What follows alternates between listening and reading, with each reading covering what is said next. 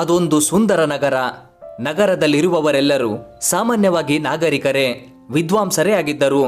ಆ ನಗರದ ಹೆಸರು ಜ್ಞಾನಪುರ. ಅಂತಹ ವಿದ್ವಾಂಸರಲ್ಲಿ ಒಬ್ಬ ಬ್ರಾಹ್ಮಣನಿದ್ದ. ಪೂರ್ಣ ವಿದ್ವಾಂಸ, ಸಕಲ ಶಾಸ್ತ್ರ ಪಾರಂಗತ, ಯಜ್ಞ ಯಾಗಾದಿಗಳನ್ನು ನಡೆಸುವ ರೀತಿ ನೀತಿಗಳೆಲ್ಲವೂ ಅವನಿಗೆ ತಿಳಿದಿತ್ತು. ನಗರದ ಜನರೇ ಏನು, ಹೊರ ನಗರದ ಜನರೆಲ್ಲರೂ ಅವನನ್ನು ತುಂಬ ಗೌರವಿಸುತ್ತಿದ್ದರು. ಗೌರವಾನ್ವಿತ ಗಣ್ಯರು ಸಹ ಅವನ ಬಳಿ ಬಂದು ಪೂರ್ಣ ವಿದ್ವಾಂಸನೆಂದು ತಿಳಿದು ಪಾದ ಮುಟ್ಟಿ ನಮಸ್ಕರಿಸಿ ಆಶೀರ್ವಾದ ಪಡೆಯುತ್ತಿದ್ದರು. ಇಂತಹ ಪೂರ್ಣ ಪ್ರಜ್ಞೆ ನೆನೆಸಿದ ಆ ಪಂಡಿತನಿಗೆ ಒಬ್ಬ ಪುತ್ರನಿದ್ದ. ಅವನ ಹೆಸರೇ ತಪೋದತ್ತ. ತಂದೆಗೆ ತನ್ನ ಮಗನನ್ನೂ ಸಹ ತನ್ನಂತೆಯೇ ವಿದ್ವಾಂಸನು, ವಿಖ್ಯಾತನನ್ನಾಗಿ ಮಾಡಬೇಕು ಎನ್ನುವ ಮಹತ್ವಾಕಾಂಕ್ಷೆ ಇತ್ತು. ಆದರೆ ತಪೋದತ್ತನಿಗೆ ಓದುವಂದರೆ ಹಿಡಿಸದು. ಅವನಿಗೆ ಓದು ಬರಹ ಕಲಿಕೆಯಲ್ಲಿ ಒಂದಿಷ್ಟು ಆಸಕ್ತಿ ಇರಲಿಲ್ಲ. ಶುದ್ಧ ಸೋಮಾರಿಯಾಗಿದ್ದ, ಆಲಸ್ಯ ಜೀವಿ. ದೇವರು ಅವನಿಗೆ ಹೊಟ್ಟೆ ಕೊಟ್ಟಿದ್ದನೇ ವಿನಃ ವಿದ್ಯೆ ಕೊಟ್ಟಿರಲಿಲ್ಲ. ತಂದೆಗೆ ಮಗನದೇ ತುಂಬ ಚಿಂತೆಯಾಯಿತು. ಜನರೆಲ್ಲ ಪಂಡಿತನ ಪುತ್ರ ವಿದ್ಯೆಯಲ್ಲಿ ಶುಂಠಿಕಾಯಿ ಎಂದು ಹಿಂಬದಿಯಲ್ಲಿ ಆಡಿಕೊಳ್ಳತೊಡಗಿದರು. ತಂದೆ ಮಗನಿಗೆ ಸಾಕಷ್ಟು ಬುದ್ಧಿ ಹೇಳಿದ, ಗದರಿಸಿ ನೋಡಿದ. ತಂದೆಯ ಯಾವ ಪಟ್ಟಿಗೂ ಮಗನು ಜಗ್ಗಲಿಲ್ಲ. ಎಲ್ಲ ರೀತಿಯಿಂದಲೂ ತಂದೆಗೆ ತದ್ವಿರುದ್ಧ ರೀತಿಯಲ್ಲೇ ಇದ್ದ. ಆ ವಿದ್ವಾಂಸ ತಂದೆಗೆ ಮಗನ ಬಗ್ಗೆ ಮನಸ್ಸು ರೋಸಿ ಹೋಯಿತು. ತನ್ನ ಹಣೆ ಬರಹವನ್ನು ತಾನೇ ಹಳೆಯುತ್ತಾ ಸಾಕಷ್ಟು ಪೇಚಾಡತೊಡಗಿದ. ಕಡೆಗೆ, ನಿನ್ನಂಥ ಮೂರ್ಖ ಮಗನಿಗೆ ನನ್ನ ಮನೆಯಲ್ಲಿ ಜಾಗ ಇಲ್ಲ, ಹೋಗು, ಎಲ್ಲಾದರೂ ಹಾಳು ಬಿದ್ದು ಹೋಗು ಎಂದು ಬೈಯುತ್ತಾ ಕೋಪಾವೇಶದಲ್ಲಿ ಮನೆಯಿಂದಲೇ ಹೊರಗಟ್ಟಿದ. ತಂದೆಯ ನಿಷ್ಠುರ ಮನೋಭಾವವನ್ನು ಕಂಡು ಮಗನಿಗೆ ತುಂಬ ನೋವಾಯಿತು. ಎಷ್ಟಾದರೂ ನಾನು ತಂದೆಗೆ ಮಗನು ತಾನೇ, ವಿದ್ಯಾವಂತನಾದ ನನ್ನ ತಂದೆ ಹೀಗೆ ಮಾಡಬಾರದಿತ್ತು ಎಂದು ತಾನು ನಿಷ್ಠುರವಾಗಿ ಯೋಚಿಸುತ್ತಾ ಮನೆಯಿಂದ ಹೊರಬಂದ. ನಿಜಕ್ಕೂ ಅವನಿಗೀಗ ತುಂಬ ದುಃಖವಾಗಿತ್ತು. ತಾನೂ ಸಹ ತನ್ನ ತಂದೆಯಂತೆ ಹೇಗಾದರೂ ಸಾಧಿಸಿ ವಿದ್ವಾಂಸನಾಗಬೇಕೆಂಬ ಹಠವು ಹುಟ್ಟಿತು. ಜ್ಞಾನವನ್ನು ಪಡೆಯಲು ಮನಸ್ಸು ನಿರ್ಧರಿಸಿತು. ಆದರೆ ಕಷ್ಟಪಡಲು ಅವನ ಆಲಸ್ಯ ಮನಸ್ಸು ಹಿಂಜರಿಯುತ್ತಿತ್ತು. ಹಾಗೆಯೇ ತುಂಬ ದಿನಗಳ ಕಾಲ ಹೇಗೋ ಎಲ್ಲಾದರೂ ಊಟ ಹುಟ್ಟಿಸಿಕೊಂಡು ತನ್ನ ಯೋಚನೆಯಲ್ಲೇ ನಿರತನಾಗಿದ್ದ.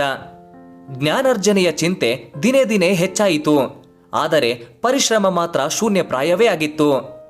ಹಾಗೆಯೇ ಯೋಚಿಸುತ್ತಿದ್ದಂತೆ ಒಂದು ವಿಶೇಷ ವಿಚಾರ ಅವನಿಗೆ ಹೊಳಿತು. ದೇವರ ಹೆಸರಿನಲ್ಲಿ ಧ್ಯಾನಿಸುತ್ತಾ ಕೂಡಲು ನಿರ್ಧರಿಸಿದ. ಇದರಲ್ಲಿ ಶಾರೀರಿಕ ಪರಿಶ್ರಮವೇ ಏನೂ ಇಲ್ಲ ಎಂದು ಪರಿಗಣಿಸಿದ. ಶ್ರಮವಿಲ್ಲದೆಯೇ ಇದರಿಂದ ಜ್ಞಾನವನ್ನು ಅರ್ಜಿಸಬಹುದೆಂದು ಸಂಕಲ್ಪಿಸುತ್ತಿದ್ದಂತೆ ಗಂಗಾ ತೀರಕ್ಕೆ ಬಂದ. ತೀರದ ನೀರಿನಲ್ಲಿ ಕೈಕಾಲು ತೊಳೆದುಕೊಂಡು ಜ್ಞಾನಮಗ್ನನಾದ. ಪದ್ಮಾಸನ ಹಾಕಿಕೊಂಡು ಕುಳಿತ. ಕಣ್ಮುಚ್ಚಿಕೊಂಡು ಧ್ಯಾನ ನಿರತನಾದ. ಒಂದೆರಡು ದಿನ ಕಳೆದವು. ಊಟದ ಚಿಂತೆಯನ್ನು ಮರೆತ. ಮನಸ್ಸು ದೇವರ ಕಡೆ ಇರಲಿಲ್ಲ. ಕಣ್ಣುಗಳು ಮಾತ್ರ ಮುಚ್ಚಿದವು. ಶ್ರದ್ಧೆ, ಭಕ್ತಿ ಏನೇನೂ ಇರಲಿಲ್ಲ. ಕೇವಲ ಕಣ್ಮುಚ್ಚಿ ಕುಳಿತು ದೇವರ ಸ್ಮರಣೆ ಮಾಡುತ್ತಿದ್ದರೆ ಜ್ಞಾನ ಪ್ರಾಪ್ತಿ ತಾನಾಗಿಯೇ ಉಂಟಾಗುವುದು ಎಂಬ ಭಾವನೆ ಅವನ ಮನಸ್ಸಿನಲ್ಲಿತ್ತು. ಇದೆಲ್ಲವನ್ನು ದೇವೇಂದ್ರ ತನ್ನ ದೇವಲೋಕದಿಂದ ವೀಕ್ಷಿಸುತ್ತಿದ್ದ. ತಪೋದತ್ತನ ಅವಿವೇಕ ಬುದ್ಧಿಯನ್ನು ಕಂಡು ಅವನ ಬಗ್ಗೆ ಮಿತಿಮೀರಿದ ಕೋಪವೂ ಬಂತು, ಕನಿಕರವೂ ಮೂಡಿತು. ಇವನಿಗೆ ಬುದ್ಧಿ ಕಲಿಸಬೇಕೆಂದು ಅವನ ಮನಸ್ಸು ನಿರ್ಧರಿಸಿತು.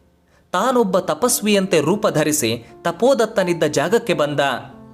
ಆಗ ತಾನೇ ಸೂರ್ಯೋದಯವಾಗುತ್ತಿತ್ತು. ಸೂರ್ಯ ಕಿರಣಗಳು ಕತ್ತಲೆಯನ್ನು ಚದುರಿಸುತ್ತಾ ಬೆಳಕು ಚೆಲ್ಲುತ್ತಾ ಹೊರಬರುತ್ತಿತ್ತು. ಲೋಕಕ್ಕೆ ತನ್ನ ದಿನನಿತ್ಯದಂತೆ ಬೆಳಕು ಪಸರಿಸತೊಡಗಿತು.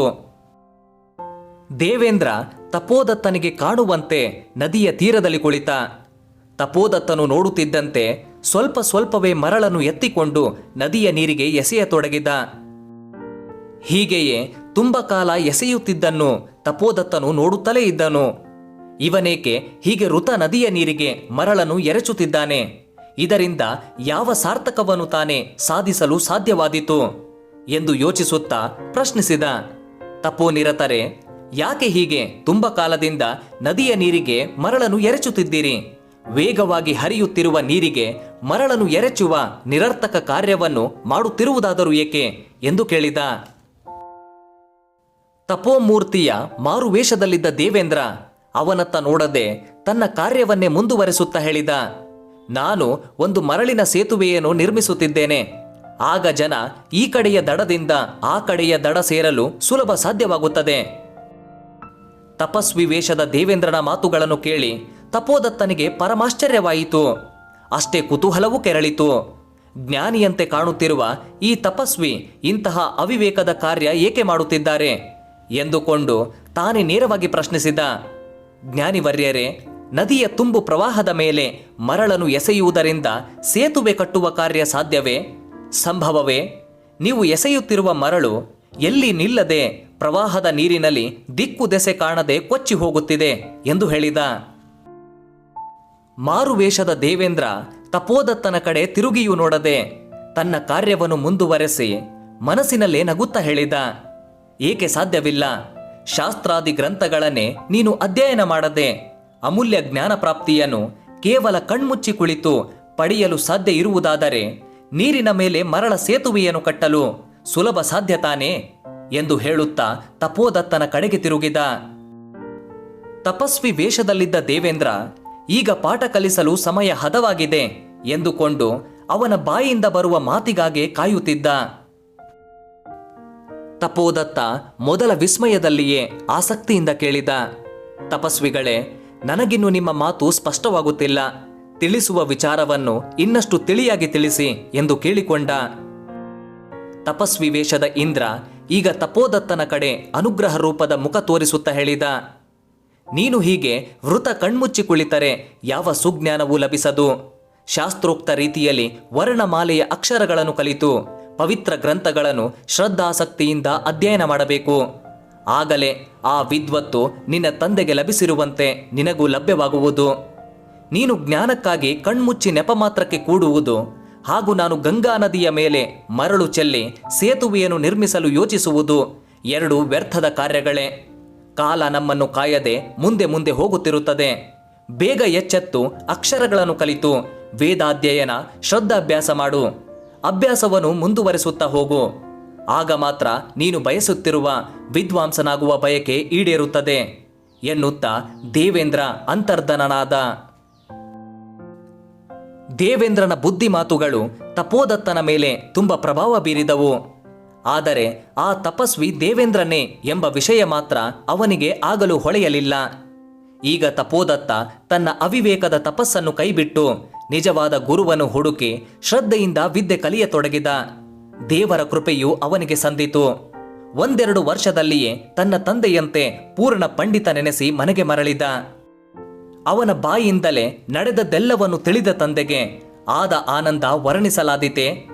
ಎಳೆಯ ಮಗುವಿನಂತೆ ಅವನನ್ನು ಬರಸೆಳೆದು ಅಪ್ಪಿ ಮುದ್ದಾಡಿದ.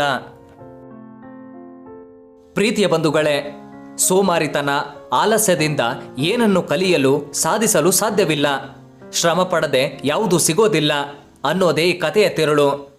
ಜೀವನದಲ್ಲಿ ನಾವು ಪ್ರಯತ್ನ ಪಡದೆ ತಾನಾಗೆ ಎಲ್ಲ ಸಿಗುತ್ತೆ ಅನ್ಕೊಳ್ಳೋದು ಮೂರ್ಖತನ. ನಮ್ಮ ಜೀವನದಲ್ಲಿ ಪ್ರತಿ ಹಂತದಲ್ಲೂ ಹೊಸದನ್ನ ಕಲಿಬೇಕು, ಹೊಸ ಆಯಾಮಕ್ಕೆ ತೆರೆದುಕೊಳ್ಬೇಕು, ಹೊಸ ಪ್ರಯತ್ನ ಮಾಡಬೇಕು. ನಾವು ಏನನ್ನ ಮಾಡಬೇಕು ಅಥವಾ ಯಾವ ಕ್ಷೇತ್ರದಲ್ಲಿ ಮುಂದುವರಿಬೇಕು ಅಂತ ನಿರ್ಧರಿಸ್ತೇವೆಯೋ ಆ ಕ್ಷೇತ್ರದ ಬುನಾದಿಯಿಂದ ಕಳಶದವರೆಗೂ ಎಲ್ಲ ತಿಳಿಬೇಕು. ತಿಳಿದು ಕಲಿಬೇಕು, ಕಲಿತು ಅಳವಡಿಸ್ಕೊಳ್ಬೇಕು, ಅಳವಡಿಸ್ಕೊಂಡು ಸಾಧಿಸಬೇಕು. ಇದೇ ಯಶಸ್ವಿ ಜೀವನದ ಗುಟ್ಟು. ಇವತ್ತಿನ ಈ ಕಥೆ ನಿಮಗೆ ತಲುಪಿದೆ. ಅಭಿಪ್ರಾಯನ ಕಮೆಂಟ್ನಲ್ಲಿ ಹಂಚ್ಕೊಳ್ಳಿ. ನನ್ನ ಮಾತು, ಮಾತೃಭಾಷೆ ಶಿಕ್ಷಣ ಸರ್ವಶ್ರೇಷ್ಠ ಶಿಕ್ಷಣ. ಮಕ್ಕಳಿಗೆ ಮಾತೃಭಾಷೆಯಲ್ಲಿ ಶಿಕ್ಷಣ ಕೊಡಿಸಿ. ಎಕೋ ಕನ್ನಡಕ್ಕೆ ಸಬ್ಸ್ಕ್ರೈಬ್ ಆಗಿ ಗಂಟೆ ಚಿತ್ರದ ಮೇಲೆ ಕ್ಲಿಕ್ ಮಾಡಿ ಎಕೋ ಕನ್ನಡ ಕುಟುಂಬ ಸೇರಿ. ಧನ್ಯವಾದಗಳು. ಜೈ ಹಿಂದ್, ಜೈ ಕರ್ನಾಟಕ, ಜೈ ಭುವನೇಶ್ವರಿ.